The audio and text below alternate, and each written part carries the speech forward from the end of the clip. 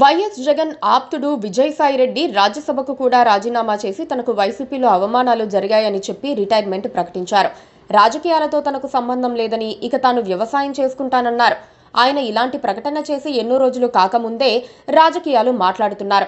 Kakinada port కేసులో CID ఎదుట హాజరైన తర్వాత ఆయన మీడియాతో మాట్లాడి చాలా విషయాలు బయటపెట్టారు. తర్వాత కోటరీ గురించి ఎక్కువగా మాట్లాడుతున్నారు. హఠాత్తుగా అవసరం లేకపోయినా కొటారి అంటూ కథ కూడా సోషల్ మీడియాలో పోస్ట్ చేశారు. దాంతో ఆయన వ్యవహారం మరింత తేడాగా మారింది. నిజానికి విజయసాయిరెడ్డి జగన్ను టార్గెట్ చేస్తున్నారని అందరూ అనుకుంటున్నారు. నిజానికి ఆయన జగన్ను పల్లెత్తు మాట అనటం లేదు.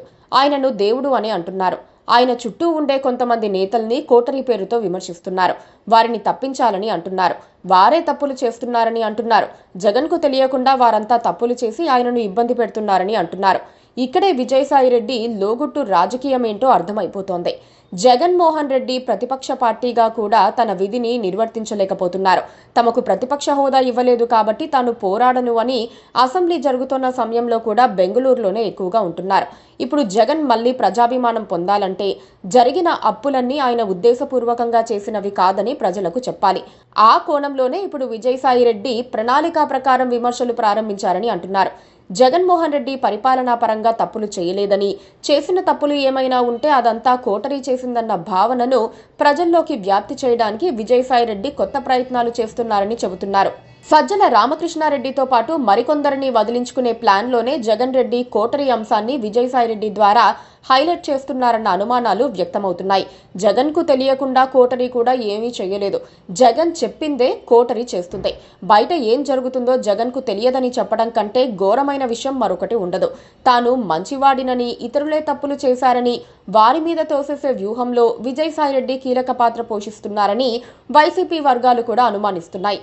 సజ్జల రామకృష్ణారెడ్డి, వైవి సుబ్బారెడ్డి, చెవిరెడ్డి భాస్కర్ రెడ్డి జగన్ కోటరీలో కీలకమని చెబుతారు. వీరందరిపై విజయసాయిరెడ్డి ఆరోపణలు చేస్తున్నారు.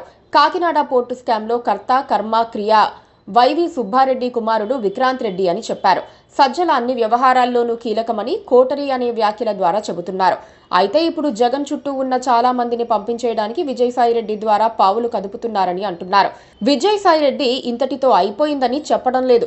సందర్భం వస్తే చాలా విషయాలు బయట పెడతానని అంటున్నారు. అవన్నీ కోటరీలో ఉన్న వ్యక్తుల గురించే. వారిపై సంచలన ఆరోపణలు వచ్చినప్పుడు వారిని బయటకు పంపిస్తారు. వారిని పంపేసిన తర్వాత విజయసాయిరెడ్డి మళ్లీ రీఎంట్రీ జరుగుతుందని అంటున్నారు. మరో ఏడాదిలో జగన్ అనుకున్నట్లుగా పార్టీలో ఎకరాల్ని రెడీ చేసుకుని తాను బయటపడే ప్లాన్ను జగన్ విజయసాయి ద్వారా అమలు చేయిస్తున్నారన్న గుసగుసలు వినిపిస్తున్నాయి. ఇదే నిజమైతే జగన్ కొత్త టీంతో కొత్త ఇన్నింగ్స్ ప్రారంభిస్తున్నారని అనుకోవచ్చు. Please subscribe to KTV Telugu. KTV Telugu.